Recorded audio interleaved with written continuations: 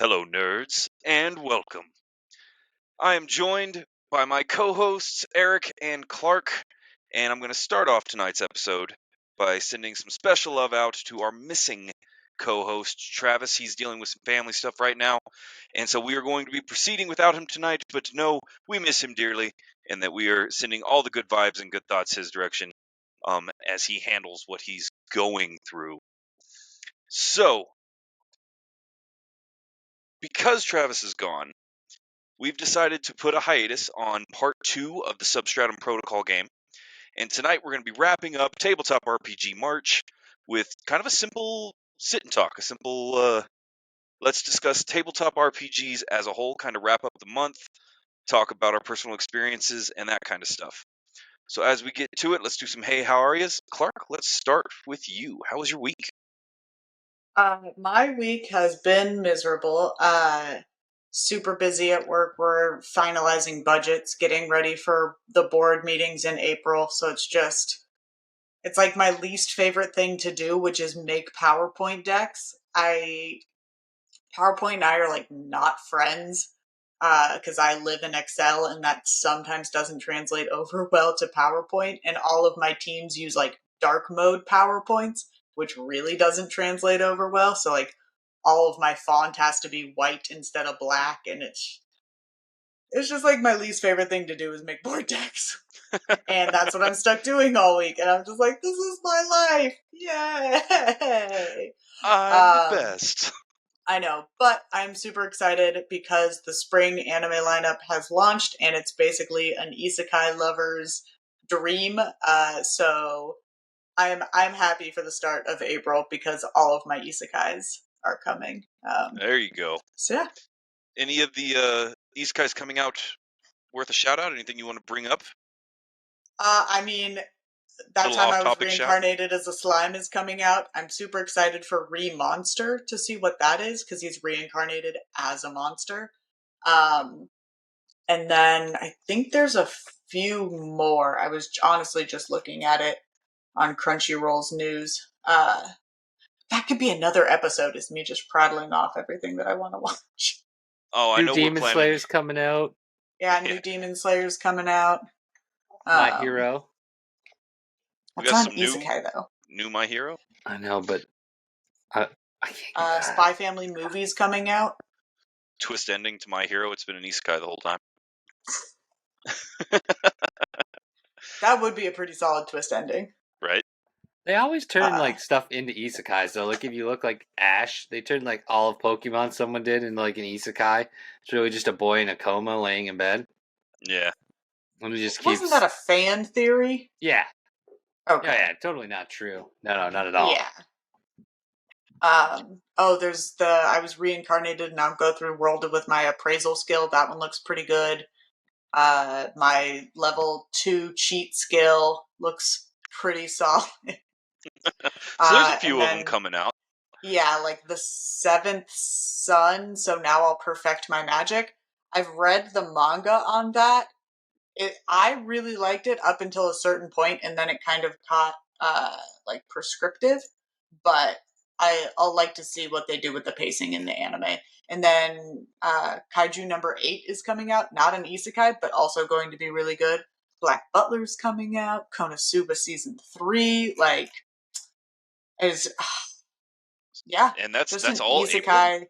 Wow, there you go. Yeah. April's gonna be good. Yeah, chilling in another world with my level 2 super cheat power. I'm here for it. Fantastic. Well, before we move on to the next one, I do want to apologize to everybody. We are having some crazy, weird technical issues that I'm now going to make infinitely worse as I bug the person trying to fix it for how his week went. Okay, so my week's been kind of busy. So I've started doing a lot of interviews of different people, on top of just our regular content. So I did a really great interview with Too Legit at one point with John from them. We talked about like starting a podcast, branding, stuff like that. I've also done Midday Musings. I talked with them. Mm-hmm. They are very structured, professional. They know their stuff. Yeah, they blew my mind. Like I definitely they did like a business plan. They have like an easy to do business plan thing. I was like, damn, that's. Anyway, so I've actually picked up a couple of things I want to do because of that interview there. And I also talked to Scented Realms. Really interesting idea, especially since it ties into like the TTRPG stuff that we're talking about tonight, like smells and things like that. I'm excited for it. Um, it it's going to be interesting. I definitely think once they get it going, it'll do well. The I big know thing they got. I'm excited about it. I think it sounds pretty neat. Yeah, no, and like the big thing they got going for them is packaging. The packages are really nice, like the way it's designed and the way the actual like tubes look, things like that. Like it's something if you're a collector you can kind of get into, and if you get into it early, they have special ones with like wax caps and stuff for them. So if you just, it's weird to say, but if you don't open it, like you don't your toys, or action figures, whatever you want to call them, it is actually a pretty cool display. And like they have a special dragon scent. The only way you can get it, I think it's the chromatic one he mentioned, is you have to buy all the dragon scents at once, and you get like the 11th or 10th or 11th scent. Like it's pretty cool. And the way they did it is they incorporated a lot of their fans. So that was pretty cool to find out. But so a lot of editing, a lot of interviews, more interviews coming. And then I want to Substratum Protocol. So not the smartest individual in the world, folks, as everyone probably has figured out. So they have released, but I'm not exactly sure if it's a traditional release or not. But they are out there right now. I have thrown links on our stuff since we are playing their game, and I've actually had someone on TikTok ask me about what game we are playing. So, and some of our best shorts on YouTube are also us playing Substratum Protocol. So I do want to shout out, they are out now. If other people are interested in looking at it, check out our Threads. Threads is probably your best place for that one. There's links there. You can check it out, and I think you can pick it up. So yeah, Ryan, what's up, man? What'd you do? Been a pretty crazy week. Before I get going, I do want to throw out Substratum Protocol, guys. When they got a hold of us, I didn't know exactly what we were getting into. Obviously, we've been playing through that one. I'm very excited to get back to our run. Hopefully, it can kind of become a semi-regular thing on the channel. They are on BackerKit, which is a good way to kind of show your support for them. Additionally, they just got featured on Dicebreaker. If you want any kind of in-depth review of it, but I do recommend watching our playthrough of it. It's gone from a product that I thought was kind of cool, and now that we've gotten into it and played it a couple times, this is a game that I really, really believe in, and I absolutely love. It's one of the coolest systems I've played in. So go check it out. BackerKit, Dicebreaker, good stuff. Additionally, selfish plug. Interesting. For those of you interested in the Midday Musings podcast that Eric was talking about earlier, it posted up on YouTube this morning, so you can go and listen to it. There's a good solid hour of really, really useful information. Highly recommend it. My week has been pretty busy. It's been pretty wild. Trying to get all the kids back into the spring stuff, and I got, of course, as we're getting into April, everything's coming up with science fairs and gymnastics meets and all that fun stuff that's really expensive and takes you all over the country. So we're actually getting geared up to go to my oldest's science. I wish I knew exactly what it was. It's a science fair, but complicated. And she's at the national competition now, so we're going to be heading to Oklahoma for that one. And as far as new geekery, I tried out a new video game, and it's not in my normal genre. And so I tried out one called Tectonica, which is fantastic. It's an early release right now. It is not under release or full release, but early access. And it was inspired by the same games that inspired Substratum Protocol. There was a lot of talk about Subnautica and that kind of similar fare, and it's a factory mystery exploration game, which as far as genres go is kind of an interesting conglomeration for me. But if you liked Subnautica, if you really enjoyed Substratum Protocol, Tectonica is solid, and it's out on I think every platform right now. So nice. Yeah, I wanted to throw that one out there because that's my new geekery.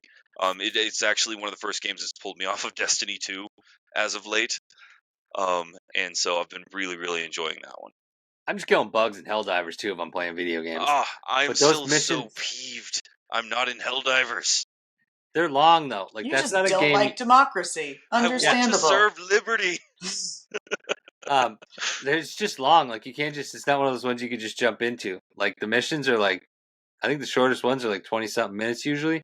Oh, no 20, kidding. 30 minutes. No, the beginning ones are pretty short because I ran some with the FPNA team on like a Friday, and we could complete an easy one in like maybe 10 minutes.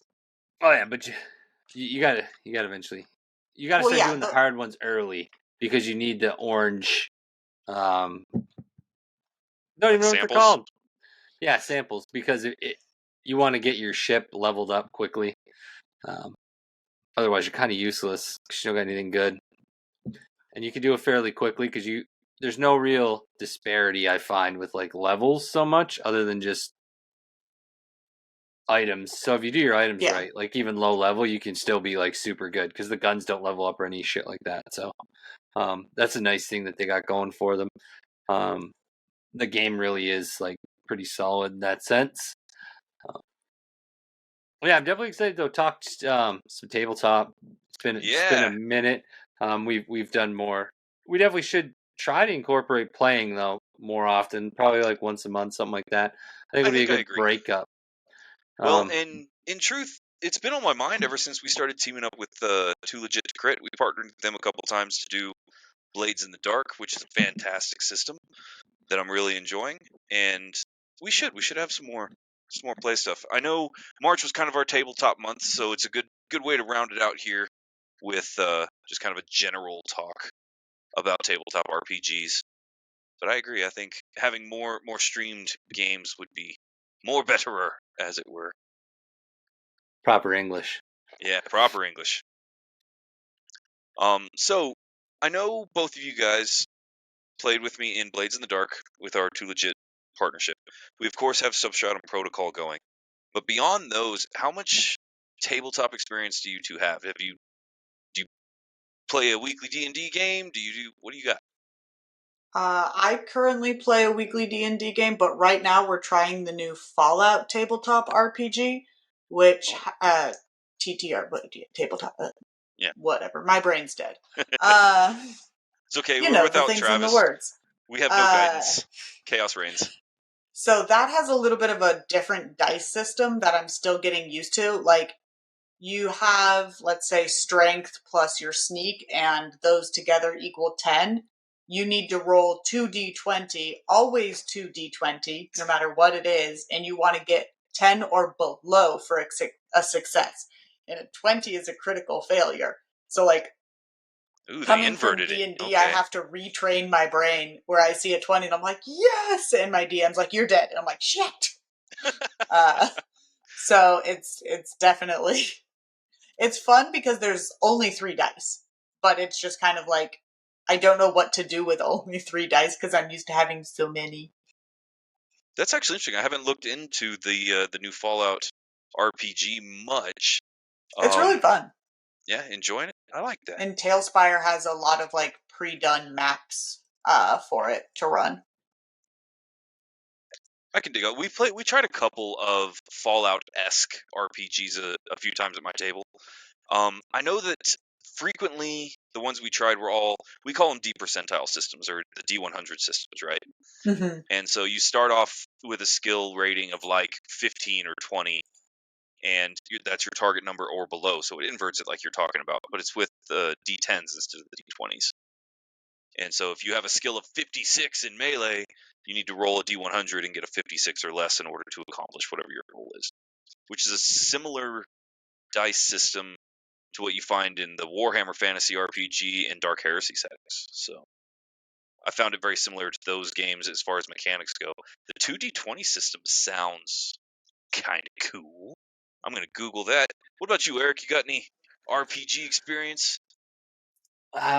So right now I run a 5th edition game. Oh, running a game. Okay. Yeah, I do homebrew because I don't like rules, and I don't want to read books. So it's much easier when I can make my own. Just making it up on the fly. And Right, then the so Tarask attacks. we use some basic stuff because I play on Fantasy Grounds, so it does a lot of the rules for you, and then we kind of make our own as we go. I'm just learning new tricks and tips to like kind of either speed combat up or make the game more interesting. So like if you miss attacks, we've got things like I'll let you like if you miss an attack, I'll let you drop your weapon and grapple right away. Like just something to like keep people so they don't feel useless, because it's just you get into longer combats, I find, because if you're a traditional hero, you're fighting like groups of people. So it's not always like 2 people and then it's your turn again. So like we've had battles where it's like 8 bad guys and 3 good guys. So like you got quite a weight. So sometimes if you can make people feel like they're doing something even when they're not, kind of, because grappling is cool, but it's not, because you drop your weapon, so it's shitty. And things like that, and like drinking potions. If you're willing to sacrifice a whole turn instead of a bonus action, you get the full effect for healing. So kind of like some different things like that. Yeah, it's actually a house rule I use at my table too. I think I got it from you, that one. So there's just a few things trying to do always. Downside being though is bad guys get to do it too. So if the good guys want to do stuff, bad guys get to do it, because I mean the world doesn't just work for good guys. So That's my you least accept favorite the rule. I risks. want the rules to only be in my favor. So Yeah, in the Fallout game, you can get action points, but so can the bad guys. And I'm like, no, that's not fair. And like, you're willing to take an extra action point if you're willing to give the bad guys an extra action point. I'm like, bullshit. but like So actually, I was gonna say I do play it though also like actual movies and things like that. So like if you take out the big bad that's on the screen, most of the other bad guys will scatter. That's traditional. That's not something that's not. So like if they do take out the big bad, even if they're super weak, most of the bad guys will scatter. Like they're not going to stick around. yeah. So you can kind of, and then if they want, they could skewer them, of course, still. But I mean, they'll get the XP regardless, because I don't do it based on what you kill and things like that. It's like just as you progress through the story. So like they gained their first couple levels really quick because low level play is kind of boring for me and them. And then we just kind of get up to a certain point. So now they're going to be at this level for a little bit, because I think there's a big jump to go from 4 to, I think it's 4 to 5 or 5 to 6. That's when I start. I want there to be a bigger jump, more experience, things like that, just like real life. You kind of go through the beginning really easy and quick, and then once you get to a certain point, you got to get skills in life. So depends out to be about the same. Well, and that brings up a couple of interesting points, because as y'all know, I'm all about the tabletop RPGs. I'm an unplugged gamer more often than not. And so I do run 2 weekly games. I have my Sunday game, which is currently in Pathfinder 2nd Edition. And then I have my Monday game, what I call my analog game. Because on Sundays we play on Fantasy Grounds, which I think is a fantastic BTT. But it just doesn't quite capture the feeling of actually sitting at a table and playing D&D. And so I have a D&D 5th edition game that I run on Mondays and a Pathfinder game that I run on Sundays. And I laugh real hard right now. I saw a meme about it earlier, so I'm just going to steal that shamelessly. Because after playing in both systems, I have discovered that they are both good in their own ways. They're both good at things in their own ways. But the joke stands of, if you're playing D&D 5th edition, the DM has to make up 50 different rulings per session to cover interactions at the table. Whereas if you're playing Pathfinder 2nd edition, you spend 3/4 of the game looking up the rules that are in place. So Pick your poison. yeah, pick your poison. No, I think both are really good. When did y'all first play your tabletop RPGs? What was your first game? Whatever edition D&D was running in 2004. Nice. Yeah, I was 2nd edition. Were you 2nd Was edition? that 2nd edition? No, No. 2004 would be 3.5. Okay, I was like, So- that's when I started playing. Was in high school. I found some friends in the library. I heard the clickety clack and I was drawn. The math rocks drew you in. I dig it. Yeah. I was there to pick up my books for high school, and I was like, this looks interesting. I spent every Algebra 2 class making new characters. This I learned explains a lot. nothing and failed the class. I literally only stayed in the class because there was an interesting friend in that class. Should I bring up the That was irony it. of how much algebra you have to use in D&D, especially in 2nd edition? Yeah, but it's not like complicated fucking x plus y z squared nonsense. Like there's no Pythagorean theorem in fucking D&D. I feel like D&D is where I've used the most geometry in my life. I agree. Well, so we ended up, for simplicity's sake, at my Not games, algebra. we decided to get, well, and neither's the, anyway, we decided to do away with effectively geometry as far as it makes sense, right? And so diagonal movement in my games is still just 5 feet a square, right? Yeah. But it is funny to think about, like, okay, my cleric takes, casts like fly or does whatever, drinks potion, has another wizard cast it on him, whatever, flies up in the air 60 feet. On the ground, he was 45 feet away from the target. How far is he away from the target now, right? 45 feet. Yeah, and I mean, Not it's how more that physics, works. but Yeah. I use gravity an awful lot in D&D. Oh, yeah. Like, all right, if I can hoist this with 2 dollies and a pulley at this level, and I drop it on the bad guy, how much damage do I do, DM? It's 19 feet high, gravity 6.8. And we have had to do that a lot. We've had whole sessions that kind of got derailed as we had to sit down and calculate the terminal velocity of a cow. We've had to sit down and calculate how much space an elephant occupies in the game versus a locust occupies in the game, which has been cropping up as other jokes in the community, right? Because somebody posted up a meme about, I cast insect plague, 200 feet in the air, and summon a plague of locusts up there. And it's like a 20 squares of locusts. Another one polymorphs all the locusts into elephants. And so an elephant occupies a 15 by 15 foot space and weighs 5 tons in the game. So how much coverage does that actually happen as elephants explode out and then plummet at terminal velocity back to the ground? Just like I that. cast Point Fireball. So I started playing in 2003, late 2003. So Clark, me and you were right neck and neck on that one. Noise. And I started in 3rd edition, but quickly moved into 3.5 as we acquired the books. They got released, I think, that July, and been playing D&D ever since. But we have tried so many other RPGs. And on your comment with Gravity, we always laughed at the table because we played a lot of like Dark Heresy and Death Watch and a lot of the Warhammer 40K Space Marine super action RPGs, right? And I swear the deadliest thing in that game was a stairwell.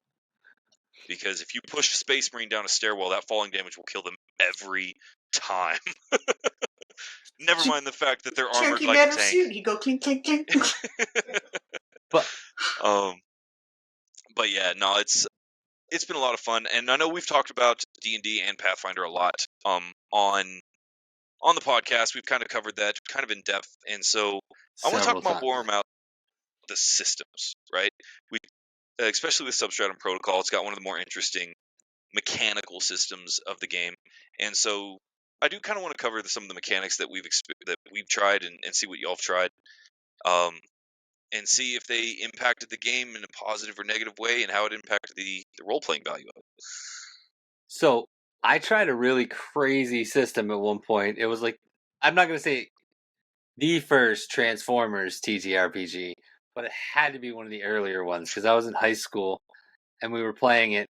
So it was actually at a system set up where each Transformer had, I'm trying to remember how they explained it, almost like not a black hole, but almost like a bag of holding in a sense. So like that's where their weapons and things came from.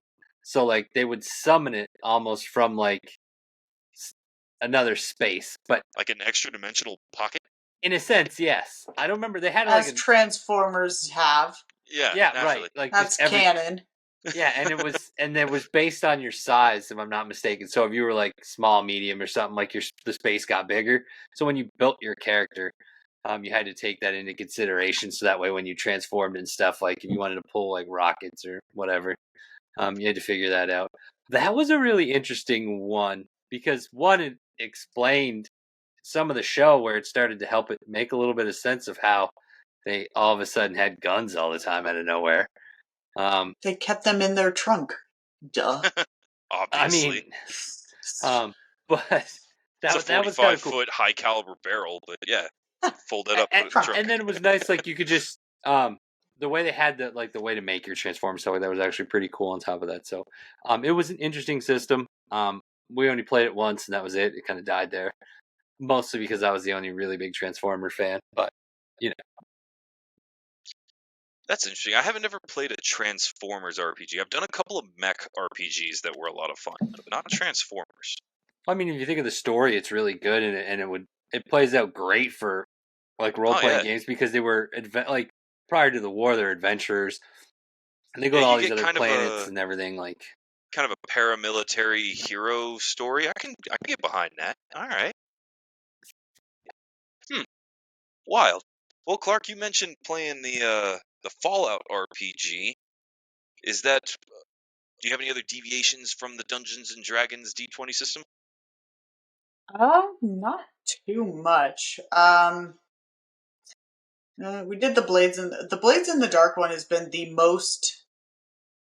the least amount of rolling I have ever done in a TTRPG, and I think it almost lends to more role playing only because I know I can do an action without having to like succeed or fail, or like I can actually get through the action that I intended to do instead of, I walk into a tavern, I have to roll to get the bartender to tell me something. If I fail, the bartender's like, "Sup?"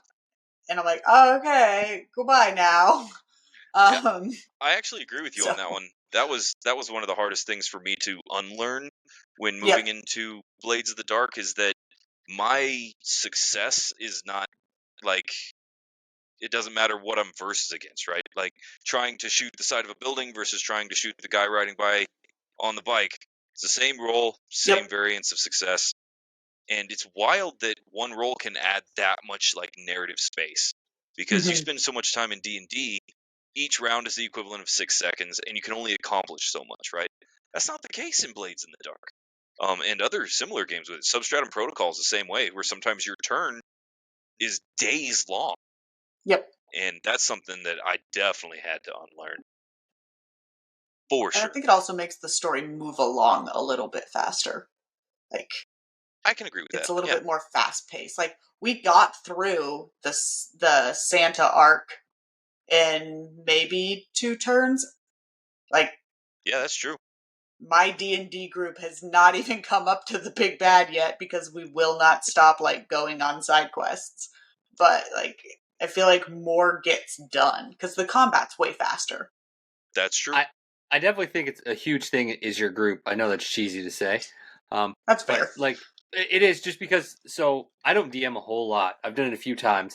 So like during COVID I did it, and I did it with a group of people I didn't even know. But they were all like epic role players. Like they'd all played before, that way more experience, every one of them except one guy. There was one other guy that was kind of just coming back to it like I was. But like with them, I could give them a lot of leeway with things and they would run with it. Like it was amazing what they would do with their role playing. Like we did a lot of things that you didn't always have to roll. And if you did roll, I would let them modify it because they were so good at role playing and talking. I was like, okay, you might have rolled really low, but if you're willing to do the talk, you can kind of get bonus points and pass. And now with the new group I'm with, nothing against you guys, you're still cool. It's Are you less. pointing at us or No. If they watch this, I don't Oh, think okay, they I was like, will. wow, But if I'm they do, gonna be offended. Yeah. so I generally do that. They're all really good. Like we're good. Like we have fun with it and everything like that. But they're less role play than That's fair. my previous group. Because I'm trying to do it. I'm trying this new thing where it's more open world, where they can pick up quests, and deviate and things like that. Like there is a main story, and has the days go by, like I'm tracking it in a calendar on the game. So as the days go by, other bad things are happening if they don't take care of it. So like the world progresses. But I'm leaving it like wide open. But I have found that it does sometimes like take a push with me bringing a character or something in and like moving it along. So I do think like role playing or having more dice is just dependent on your group. Like this group, good role players, like I think they're great at it. I don't know if they're hesitant or whatnot, but would be better served like a Pathfinder 2 thing just because it's rolls and you can move it along a little bit faster.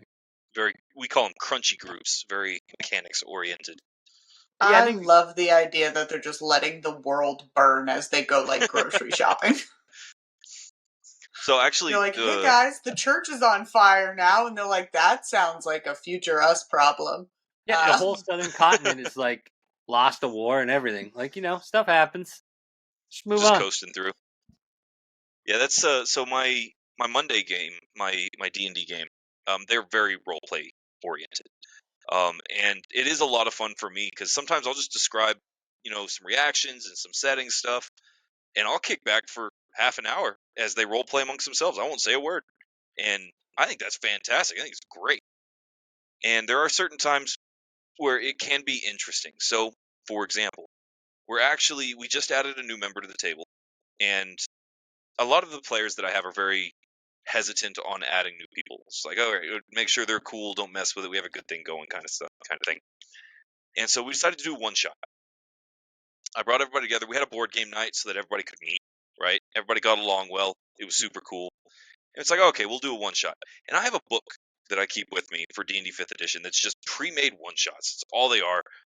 You pick the one that matches the story you want to run of the appropriate character level you want to run and slap it on the table. 0 prep time, right? So that's what I did. We are now, I think, approaching session 4 of this one For your shot. one shot? Yeah. Because it's been a really cool, really interesting role playing experience. The kicker is on the main game, we had a really good session 0, right? We sat down with everybody, we talked about what everybody wanted from the game. We talked about characters and what they wanted to play and intermixed some stories and made a really good setup. I didn't do that for the one shot, obviously. I had a little session 0 where I kind of covered the ins and outs, what everybody was comfortable with. Talked to our new player, saw what he was comfortable with, and I told everybody, it's like, okay, build level 3 characters, doesn't matter, like go to town, just try out something you want to try out, and we'll do this one shot. And doing that led to some really interesting setup for this one, because I have a couple of players that made these very intense, kind of stoic characters that are more about a serious game, right? They're here to do the job kind of thing. They're not edgelord style characters, but they're definitely not like joke Not characters. They're not edgelords? humor. They're not humor oriented. So one of them is a necromancer, which she explained to me the background and stuff that she was working with that character design. I think it's awesome, and I'm totally going to steal it as an NPC. And I have another one that built our new player. He built a drow fighter eldritch knight. A lot of really cool history. Went folk hero background, which is I think my favorite background in 5th edition. And really cool. And then I have one of my veteran players who is playing a level 1 bard, level 2 barbarian, who's a line cook. And he attacks everybody with a frying pan weapon that he had me stat Is out it for. Travis? It's not Travis. And the entire game is him making these really clever but kind of tortured cooking puns as we adventure through this super serious eldritch horror Did you watch style One Piece? You've dungeon. been chopped.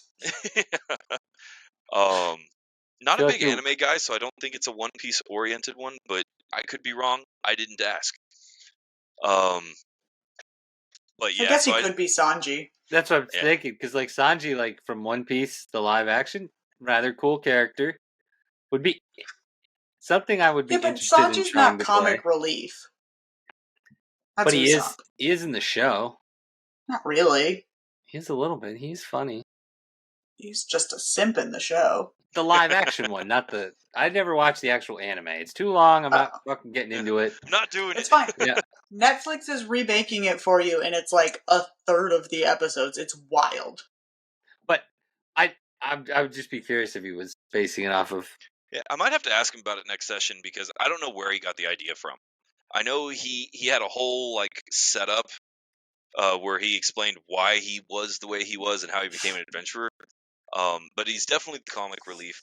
And I mean, everybody else had fun at the table. I have one of my players that brought back an old PC from a game that I ran with her months back, over a year ago, and bringing that one back in to play it again, so a reprisal character. And then I have one player at my table. He's a voice actor, and he decided to just make something kind of fun based off one of the NPCs that we used in the main game. And so he tied himself directly into the story by just being like, "Hey, can I play that one kind of Weasley fence information guy that we met in the alley?" The best thing about one shots is you can kind of get crazy with it. Yeah, just Because have you some can fun play, with whatever character. yeah, because you can play things that you're not going to play long term. Like if I'm playing something I know isn't going to last, I just make a character that seems kind of cool that I've never tried before. Not something I'm excited to play, but just something different. Oh, So that way I can absolutely. kind of try it. Because in the Pathfinder game I'm playing, I made a bard. I'm not charismatic, realistically, like not that kind of charismatic. So I just wanted to try it. I was like, I gotta give it a fucking go. You know, you can do different things as a bard. I think I can heal. I mean, so I'm in it to win it. Not my cup of tea though, because I feel like there's a lot of things like since I'm not that charismatic, a lot of things that I'm letting down in it. And I'm a big fan Just of try like and seduce everything you meet. Bard I just try to character. steal, and like I'm a No. hoarder, so like my Hey, That strength feels is yeah, more there you pretty like go. a low. rogue. Right, but I'm a singer though on top of it, so it works out. Like I'm a singer, A I steal. hoarding singer. Yeah, Alright.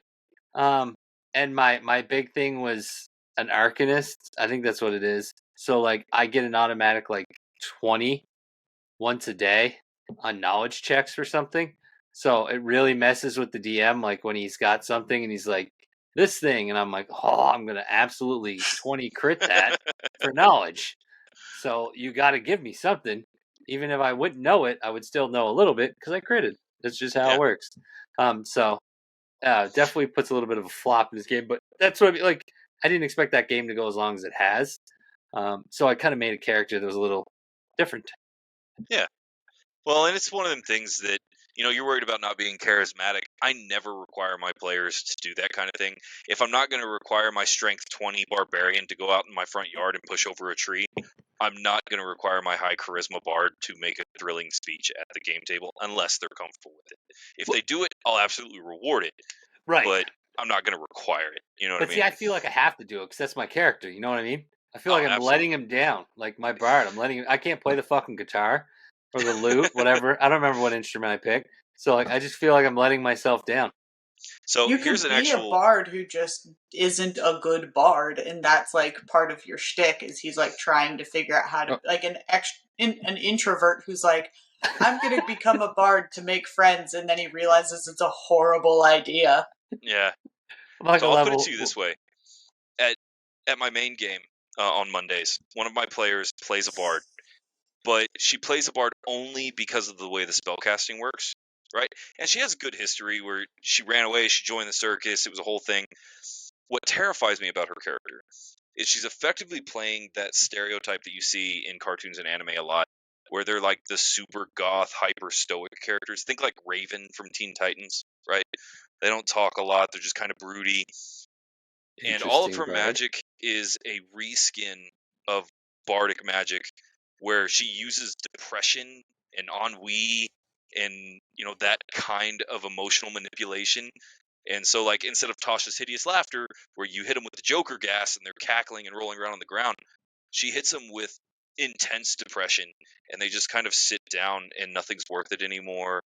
And like it's Okay, There's there's some there is terrifying. a trauma there. One Piece character like that, where her power is depression. She Yeah. just sends little depression ghosts at you. And so she doesn't Whoa. really, and she's running a college of tragedy bard, and so she has alternate uses for bardic inspiration, and she can harvest bardic inspiration from the rest of the party failing. So if anybody ever rolls a natural one, she gets a use of bardic inspiration back and just feeds on their failure. Oh, I Um, love this. and so Seems a little. she doesn't dance, she doesn't sing, she doesn't play her instruments very often. She's not that kind of bard. But because of the way the magic works and the mechanics work, we reskin the class just a little bit, and suddenly she's this terrifying entity of depression that I'm not going to lie, it frightens me. a little bit. I Like, Very. love this angsty theater kid vibe. yeah. I'm so happy. And what's funny is we were talking to her about it because she has some stuff that like requires the use of an instrument, right? And there are certain spells where using your spell focus instrument is kind of required. And somebody made the joke about the angsty theater kid, and she went, "Well, I could always go like slam poetry, right?" So she keeps bongos with her. She has these bongos as her spell focus. It's Okay. glorious. And so the reason I bring that up in regards to your bard is because one of the things that I try really hard at any of my games, whether it's D&D or Pathfinder or any of the dice systems that I'm using, I have no problem changing flavor as long as the mechanics stay sacred, right? Because I want to get it away from the fact that, when you introduce your character to D&D table, you say, "Oh yeah, I'm playing an elven ranger." Ranger is such a broad umbrella of types of characters that I don't even use those terms in my game, right? I am much more invested in your character's background title than I am whether you're a rogue or a bard or a wizard or whatever.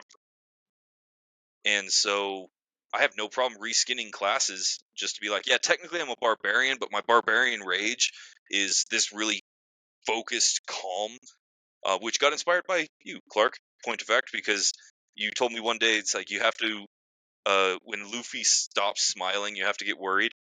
Yeah, when Zoro smiles, Luffy frowns, and Sanji stops simping. Yeah. That's when you start running. And so I combined that with a talk that I had with Jimmy Bones. We've had him on the show before.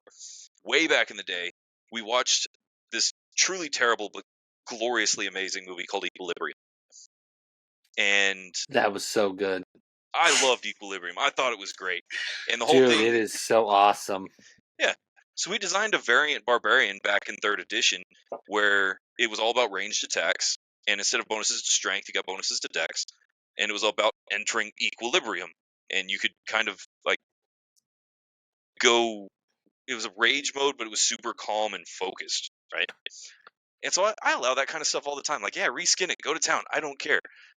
It's happened a lot where people want to use a mechanical setup for, say, a warlock, where you want to get the elder evils or the old ones patron, but you don't want your spells to be all tentacly and covered in eyeballs and mouths and gross, right? So reskin it to whatever you want to. I don't care.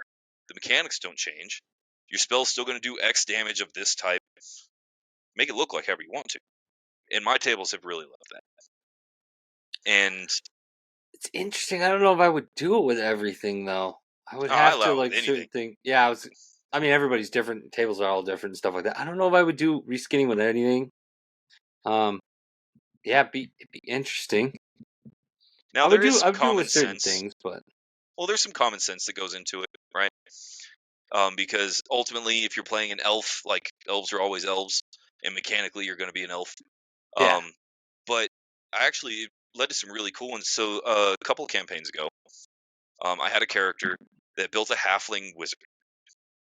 But the halfling culture from the setting we were playing in didn't really jive. It didn't work with what he wanted to do. And so he asked if he could do kind of like a Tyrion Lannister, where he's a halfling. He was born a halfling and does halfling stuff, but he was born to human parents, and he wants there to be no explanation as to why. Like he just came out a halfling, nobody knows why. see that I Oh, kind Not of even like was found in the woods. yeah, that one I kind of get in a sense, like changing the race up a little bit because of different weird scenarios that you can do. I would have a harder time with like the barbarian with the calm, like the really. equilibrium character. I would do like Why? I would swing it more rogue, or I would swing it more like ranger, something like that. Only because I get the barbarian thing. Like, yes, you could make it calm, but So, I the am way the I always most picture it, dangerous when I am not talking. well, yeah, and the whole kicker is you don't change any of the mechanics, right? He's still right, going to right. No, be I a know what you barbarian. mean. It's the way you look at it. Yeah, yeah, I get that. I'm not saying you're changing your mechanic. I just mean like in the sense. To me, it's So just it would be here's an interesting. example as to what I would use it for, right? Let's assume that you're playing a high fantasy campaign in one of the larger urban settings, right? You have Sharn City of Towers in Eberron. You have Waterdeep or Neverwinter or Baldur's Gate in Faerun. Even the magic settings like Carpenna and Ravnica, they're basically big cities. And so having nature-oriented characters or primitive-oriented characters like a barbarian in those settings can get a little strange. And so if you have one where he's actually playing a barbarian because he's an enforcer for a local crime family. He's basically an Italian mafia guy, right? Walks around with torn off sleeves Shatters from knees. his Yeah. shatters knees.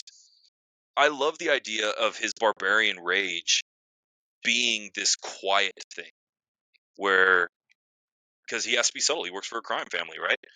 And so being loud and boisterous and raging and pulsing neck and all that kind of stuff. Instead, you get kind of like the Russian from the Punisher movie with Thomas Jane, right? Oh, Steve Nash. Steve Nash. And so that's very much a barbarian. Like, cool. He's resistant to damage. He's big. He's beefy. He's strong. But he doesn't scream and get loud and throw stuff and throw a tantrum. He's focused. He murders you in silence. with I like poise. the tantrum. Yeah. Like, to me, you've never had, like, to me, if I am pissed, I am not talking. So it's just kind of like, I think that's a lot of people, like, when you get mad. I feel like that's very relatable. Yeah. Well, and it's one of those I things. definitely shut up whenever I'm really angry. Like, that's how you know I'm mad. Like, I'm not bullshitting with people anymore. I'm, like, off in the side, like, planning something in my head. Not doing it, of course, but planning it because, you know, you gotta have a plan. Those are inside thoughts. Yeah. Right. But everybody has them. I'm just willing to say that I have them. Well, and I always hold to the adage, and this is something I've said in real life, confidence is quiet, right? You don't need to brag. You don't need to show off. You don't need to explain it. If you're confident about your abilities, confidence is quiet. Teddy Roosevelt said, walk softly and carry a big stick. Big stick. Yeah. I agree to a point. Like, I absolutely do, in the sense of with people that are quiet, like, it works. But I like when you're confident and you just run your mouth. I think it's funny. I don't have anything against it. Well, that's the beautiful part is that character would absolutely fly just as easily, right? You want to be loud and throw stuff. Yeah, go to town. My only thing is if you're one of those people, though, that talks a big game, I do find that probably most of maybe half the time they actually can do what they say they do. And usually the quiet people is like 100% of the time, like, if they're quiet, like, they can fucking handle themselves. But it's interesting. What I'm hearing is you agree with us. To a point, yeah. No, I was in the beginning. It's just when I look at traditional, like, the classes and stuff like that, like, I find it hard to deviate from certain things with the classes. Like, to a stereotypes point, exist for a reason. Like, right, and like I said, like, if I was making an equilibrium character, I would base it probably more with rogue. I would probably go more with, like, rogue. Well, and the interesting thing is they called themselves clerics in the movie, so right, which is really insane. But I guess it works. And see, the cleric is actually where I started doing this practice, right? Because nobody starts off here. When I started playing back in the day in 3rd edition, it was very stereotypical. It was very, like, the archetypes are there, right? But clerics for me were the ones that, like, man, they just covered all kinds of stuff because you can have good guy clerics and bad guy clerics. And now even in 5th edition, a cleric of trickery looks a lot different from a cleric of the Tempest, who's a lot different from a knowledge cleric. And once I started thinking about the fact that this class is an umbrella that covers an origin of their magic, that's all it is, right? It's just an umbrella for covering how they got their capabilities, where it comes from. And that's when I was like, man, Rangers can look all over the place. I honestly think that you start, to mix it in with the nerdverse stuff. You look at Batman. There has been endless debates on, like, what would Batman look like in D&D? A monk. Right? See, I don't think so. I think he's a rogue ranger with the unarmed fighting style, with favorite enemies and sneak attack. Yeah, I think see that. Yeah, he's got the noble background. Like, and don't get me wrong, there's great arguments for a lot of variations, right?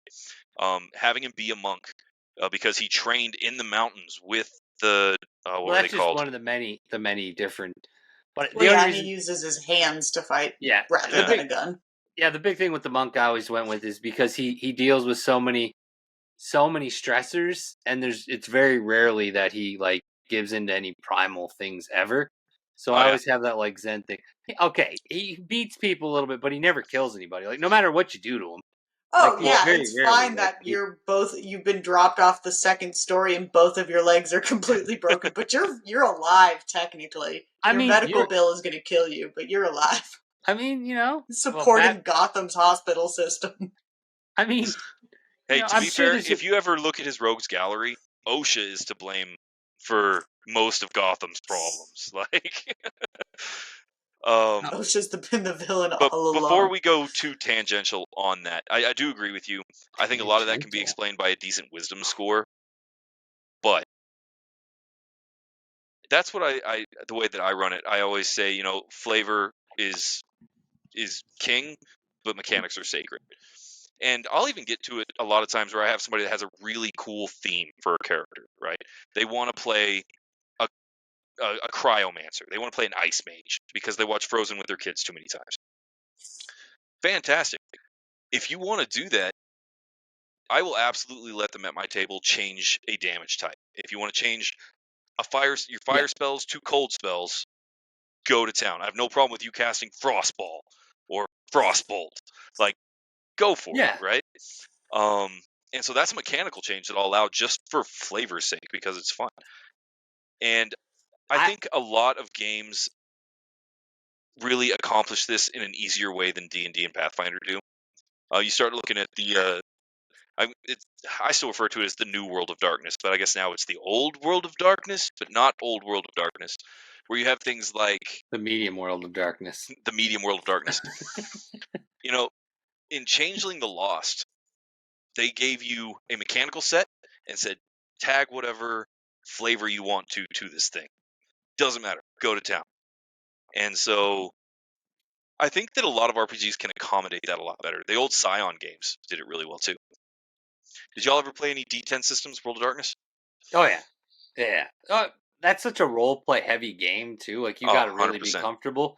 That's a particular game. If I was to run it myself, you've got to role play that one there. That would be a session 0 thing. Like I love everybody, but like you got to like this is one you got to talk. Like you got to talk it out because that's the whole point of those games. Yeah. Yeah, it's so charismatic and like it's that's political. Like there's so much with the Camarilla and I can't remember the Anarchy one.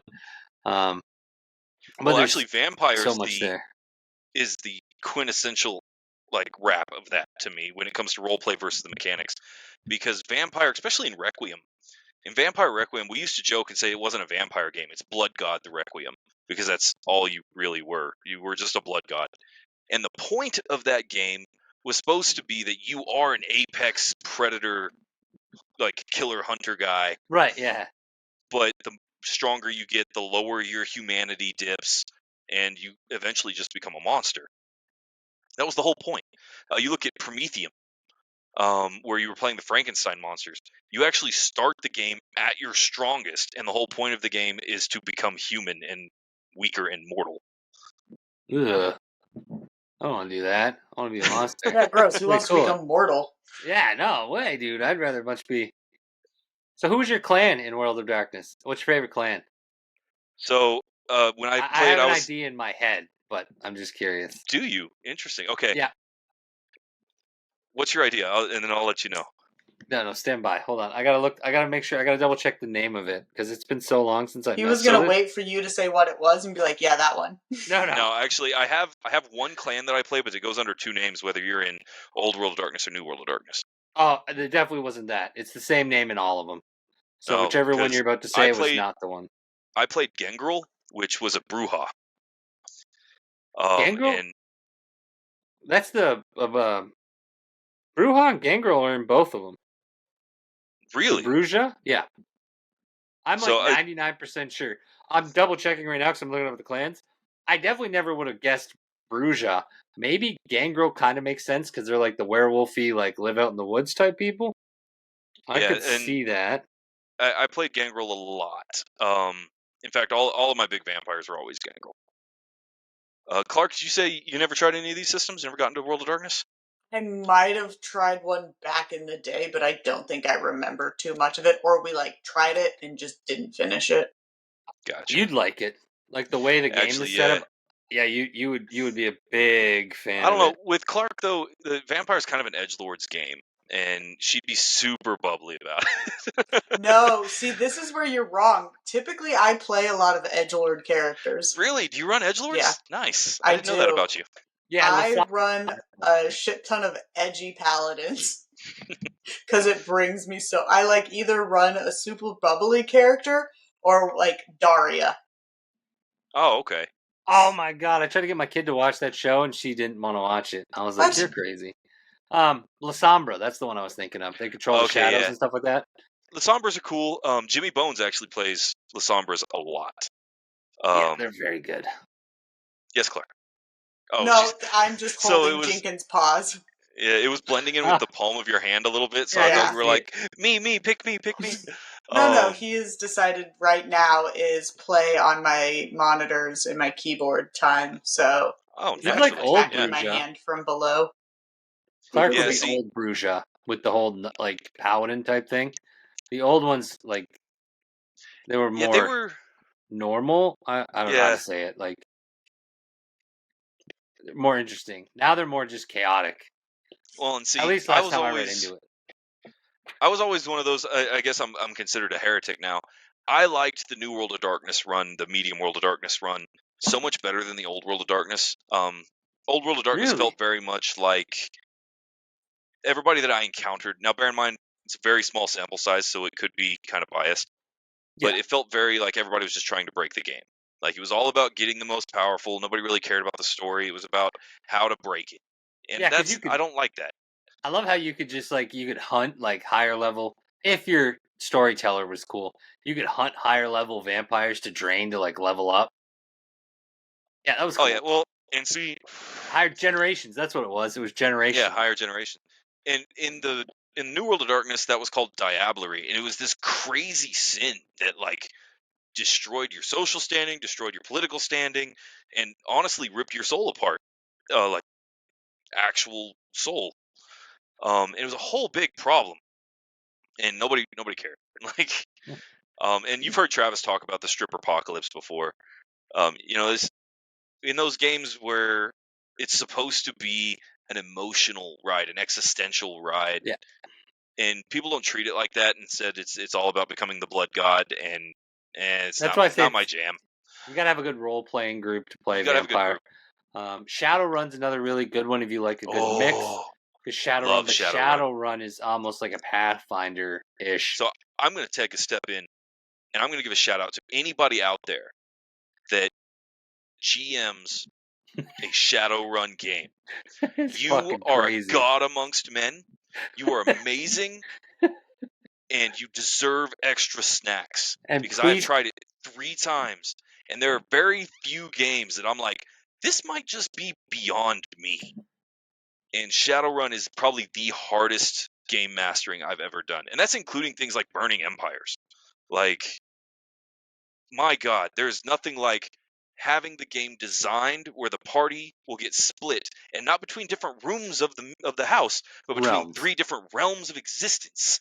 Because Yes. I have to run a spirit realm part of the heist for those characters over here, and then my samurai are in the middle beating up people at the factory as a distraction, while my cyber people are hacking into The Matrix. the Matrix and compiling sprites, and like, oh my God, it is so nuts. Amazing. I don't see what's so hard amazing about game. that. But it is the hardest game mastering I've ever done.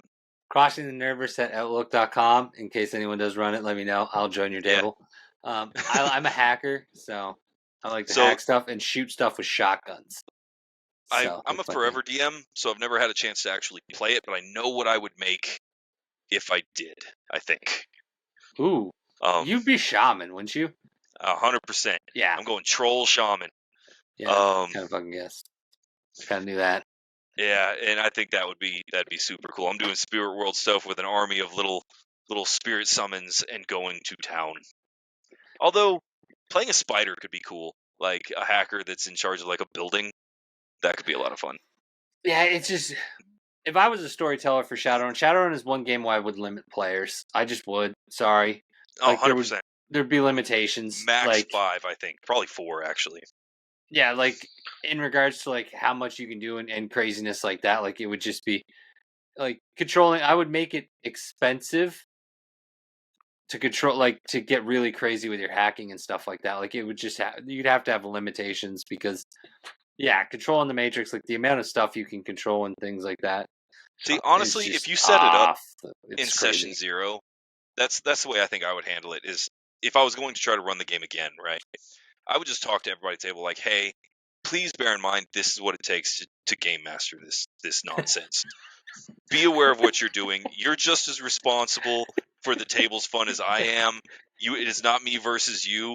Please stop trying to ruin my life." Well, that's like Star Wars is the hardest game to run because if they don't want to Star stay Wars is on rough. course, it is fucking ridiculous because you can just get in your fucking ship and be like, I'm gonna go to the planet 4 planets over. Well, that has nothing to do with our world. Well, I'm fucking going. Fortunately, I haven't had very many tables that do that. I have the table that I ran Star Wars for. We did pretty good at like chasing the story. There are a few times where they just say, "Fuck this, I'm out," and shag ass across the galaxy, right? Because it's Star Wars, you can do that. And especially if you're running Edge of the Empire, like that's the point of that game is that you're kind of a criminal, and sometimes you gotta let the heat blow over. And so I let them. I was like, "All right, cool. Where are you going?" Because everybody, especially when the way Star Wars is portrayed in the movies and stuff, you underestimate just how large a planet is and what you're capable of, and the fact that in 90% of the galaxy, there's not a whole lot going on, and it'll only be a couple of sessions of them like being bored at the hideout before they'll go back and try to find something to do. If you played Star Wars Galaxies, that game will absolutely fucking teach you about nothingness. When it first came out, with no land speeders and spending hours running across Tatooine, like just looking at the fucking desert while you're running, just hours. Yeah, like, that's actually some of my memories of Vanilla WoW when I joined back in the day. Was just the fact that I don't have a mount or a flyer or anything yet, so just running through the barrens. Yep. I didn't play WoW, like I played WoW, but I don't remember it being like such a runny game. Like I never had a mount. Like I never got enough money for a mount, and I never played long enough for a mount. But you're looking crazy. In the beginning, did they have mounts really easy? I don't remember them being real easy. I mean, you had to get to a certain level, but yeah, depending on what version. Like if you played vanilla, you grinded for a while before you got a mount and a flyer. But like now, if you play retail, I think it's like level 20 you get one, and that's like you're not even out of your starting zone. Yeah, like the minute you hit Augremar, you're basically rough. I started playing before Blood Elves. That's all I remember. Okay, so you not vanilla, but like pretty early, vanilla. yeah. I just don't remember runs being cookies quite, and cream. Yeah, I don't remember runs being quite as bad. Like EverQuest is another one. You just fucking run forever. Fuck that game. Oh yeah. Well, and there are some games that doesn't hold your hand. Like you'll go out and do your thing, and I like that actually. A lot of RPGs are the same way. You're talking about. Let me think. It was the Firefly RPG effectively, and it had a really interesting mechanical system. It was effectively a poly system similar to D20, but it was more based around D12s. And that game, as far as like the pre-builds and the way that it told the GM to run it, was effectively like they're going to do what they're going to do. You just describe reactions. Good luck. And that was the whole point. It didn't hold your hand. Like you put together a crew and go. That's one of the few shows I can say that I really loved, and it had nothing to do with the world. I liked the characters on the ship. Like the rest of you could have put them in like Star Wars, you could have put them in any other world, and I would have loved it. Generic sci-fi. Right. But the world didn't interest me at all. Like I had absolutely zero interest. I would never play the TTRPG because again, the world just didn't like Star Wars, the world interests me. Mech Warrior, the world interests me. Things like that. Like the world itself is just amazing, and like I love all the different characters. But like Firefly was just those main characters, like on the ship. See, I think with the Firefly, both in the RPG and the show, right? The universe itself was interesting to me because of a couple of key details. So a lot of the main points of the setting, where you have the Alliance and you have an oppressive government that's fighting against a rebellious separatist faction, and that kind of stuff. That's very generic sci-fi, right? You're going to get that in everything. We get that in Star Wars. We get that in Star Trek with the Vulcan-Romulan conflict. Transformers. That's very generic. Pokemon. What was interesting to me was the fact that they took a low-tech approach to sci-fi storytelling, because there is no faster than light travel. There's beat up ships that are held together with duct tape flying on limited resources. And you have science that is being abused by the oppressive government, creating the Reavers and all this kind of stuff that, again, is very generic sci-fi storytelling. But I like the fact that everything was kind of low tech, right? And the stuff that was high tech in the setting was rare and very, like, I don't want to use the word ostentatious, but it was very obvious. The guy's $10 laser, word. yeah, the guy's laser pistol at the brothel, right? That Yeah. was a huge piece of tech that was a major focus of the show. The hovercraft that he drove, everybody talked about how expensive and crazy it was, because out in the frontier you don't get the same tech that you get back at the core. And I thought it was a cool setting. I think it is generic, like it's just sci-fi setting. You took humans, you shot them out of a slingshot into deep space, and said, "Good luck, homies." And so it's Wild West sci-fi, and I think that's what you did with us in the pit. You just shot us oh into yeah, the pit and you said, "Good luck, homies." that's exactly right. And actually, a lot of the novelizations that I'm working on right now, I have a series that I am desperate to get published, but I got to get it to the right point, called Survey and Cartography. That's the whole point, is that you are the people, not part of the privileged sector. And that's what that's about. And I do agree with your assessment, Eric. I think that it fits into nearly anyone. You could run a Firefly style game in Star Wars very, very easily. Yeah. The only difference is going to be that there are aliens. Han Solo was the same thing, like except he didn't build a team. Yeah, it was the same thing. But I mean, if I know we're running a little short on time, but yeah, you took Han Solo and never have him meet Luke Skywalker. It's just a Firefly game. Yeah, basically. Other than the fact that they have a ninja in Firefly. Well, yeah. They do have a ninja. You ain't wrong about could be that. a ninja if he wanted to. Well, that's the other Luke thing about Firefly Skywalker is kind of becomes one. there's no other alien species, right? There's just humans. That's all there is. And so Star Wars, you get to throw in the Wookiee. Yeah. He sneaks up on you, and then you just hear, and that's it. Out of the darkness. To be fair, a Wookiee rogue would be terrifying. Oh, for sure. Just appears at the edge of your bed. Yeah. You could just be a druid that's stuck in bear form forever. It's true. He can't figure out how to wild shape back. Yeah, and he's just a bear, like hanging out. To be fair, I wouldn't even do that. Just make a bugbear rogue. Nah, I want a soul trapped in there. I really need to get it. Imagine how much story you could get with that. Absolutely. But in any case, 1 minute, real quick. What's more important? Solid mechanics or good role playing? In terms of a game or like a group? Yep, a game. What's more important to you? Solid mechanics or good role playing?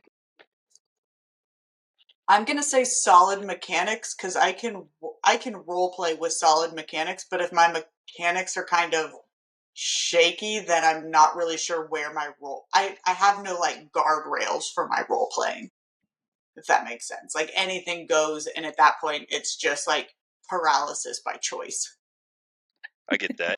Well, and there's an adage that I hold to, especially with characters that like to fudge, right? Because everybody jokes about fudging all the time. It's like, if you wanted to be in charge of your character's fate, write a book. We play RPGs for a reason. And I have to admit that while I want to say good role play, you can get good role play in anything, but if it's bad mechanics, it's bad mechanics. And so I am going to say solid mechanics is more valuable because you can create good role play. Overhauling a bad mechanical system is not appealing. I'm going to say mechanics. Yeah, see, I'm a role play. I just like role playing. If you can get a group together that does it well, Yeah, but if they they can got treat the game responsibly, yeah. I think one it's of the easier. It's easier to run a game with mechanics than it is with role play. I'll say that. Yeah. I just prefer like role play is such a big thing. Like if you can role play, like when you look at like Vampire, the way you can role play that out is really fun. Blades in the Dark's the same thing. Like I actually don't think Blades in the Dark has the greatest mechanics. I might be in my own with that, it's a but I very think shallow They're mechanic. simple. I They're think the simple. role playing though picks it up and like carries it. Absolutely. So stuff like that I think is really good. Well, Because I think it's having responsible players is, in my opinion, more important than having a good DM. well, that's what. And Yeah, so at the end of the day, like we've said it a billion times on our podcast, like session zero is the utmost important thing at the end of the day, and telling someone that it's not going to work, it's you, not me, is very important to be able to do. That's just it's how role playing works. Unfortunately, a lot of people can't do that anymore, which is fine. I mean, ain't hug it for out, do what everybody, you need yeah. to do. But you if you want to be personally to me, for me to be a good DM, storyteller, whatever, I have to be able to look at someone honestly and be like, not gonna cut it. Sorry, we just don't gel. I like to play the game a certain way. That's why when I recruit for anything I play, I tell people we fudge stuff. Not rolls. Like if I roll a 20, it's a 20 and you die. But we fudge things. That's how it's kind of gonna work. I No, enjoy yeah, it. I feel you 100%. And with that, so check us out. We got crosstheuniverse.com. Haven't updated the website lately, so it's still good. Everything works. Merch is up. Merch is condensed. I got to revamp merch. Give me some ideas. Anybody out there or other people? Anybody? Merch is out there. Podcast is up. We're getting a lot more clicks on YouTube, so that's kind of cool. In the sense like less listens, more videos. Well, we've been putting out a lot of our shorts content has been really good. Y'all seem to really be engaging with that. I do want to say thank you to everybody out there that listens to the podcast, watches our videos, looks at our shorts, gives us a like, gives us a comment, interacts. Even if it is just muting us, putting on in the background, it really helps with all that fun algorithmy stuff. So keep doing what you're doing. You're keeping us afloat. Those of you that are part of our Patreon, again, that's we haven't started just it getting yet. set It's up. there. Yeah. Yeah. Eventually people will be part of it. I'm still wildly intrigued as to what you're going to offer, and I hope it's Eric feet pics. Well, and I know part of it is going to be early access to promotional merch. That's going to be a major one on the list. And early access to some of our live content and our gaming content. But that is down the road. That's the future and stuff. So thank you, everybody that's listening, especially if you made it this far into the video. And with that, we're going to go ahead and call this a wrap. It's been wonderful. What's that? And Clark's got something. Oh, Clark, what do you got? Can our Patreon be like Eric carries you in a rank match or something in Call of Eric Duty? carries you in a ranked match. But we'll probably. I'm truly trying to figure out like what we'll do. I don't know. I don't have any stellar ideas. Down. I'm not turning it down. I don't turn any option down. I will stream myself playing games for Patreon. But no, I want you to carry me.